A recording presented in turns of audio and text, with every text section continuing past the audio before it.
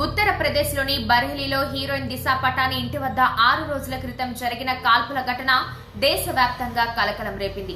తెల్లవారుజామున గుర్తు తెలియని వ్యక్తులు బైక్ పై వచ్చి 6-7 రౌండ్లు కాల్పులు జరిపారు. అదృష్టవశాత్తు ఎవరికి హాని జరగలేదు. ఈ దాడికి తామే కారణమని గ్యాంగ్స్టర్ గోల్డీ బ్రార్ ముఠా సభ్యులు తెలిపారు. సనాతన ధర్మానికి అవమానం చేస్తే ఇది ట్రైలర్ మాత్రమేనని వార్నింగ్ ఇచ్చారు. ఆగస్టులో దిశా సోదరి ఖుష్బూ పటాని పెట్టిన వీడియో, ఆధ్యాత్మిక గురువు కామెంట్స్ కి కౌంటర్ గా ఆమె పెట్టిన వీడియోను కొందరు తప్పుగా ఎడిట్ చేసి మరో గురువుపై కామెంట్ చేసినట్లు ప్రచారం చేయడం, దానితో ఆన్లైన్ వేధింపులు పెరగడం ఈ వివాదానికి దారితీసింది.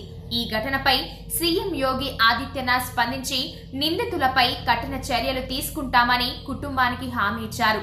ఈ హామీ ఇచ్చిన రోజే గాజియాబాద్ లోని ట్రోనికా సిటీలో UP special task force Delhi పోలీసులు నిందితులను ట్రాప్ చేశారు. ఎదురు కాల్పుల్లో 2 నిందితులు రవీంద్ర, అరుణ్ మృతి చెందారు. ఘటనా స్థలం నుంచి ఆయుధాలు, బుల్లెట్లు స్వాధీనం చేసుకున్నారు. ఇలా 6 రోజుల క్రితం మొదలైన దిశా పటాని ఇంటి కాల్పుల సంచలనం చివరికి ఎన్కౌంటర్ తో ఒక కొలిక్కి వచ్చినట్లు పోలీసులు ప్రకటించారు.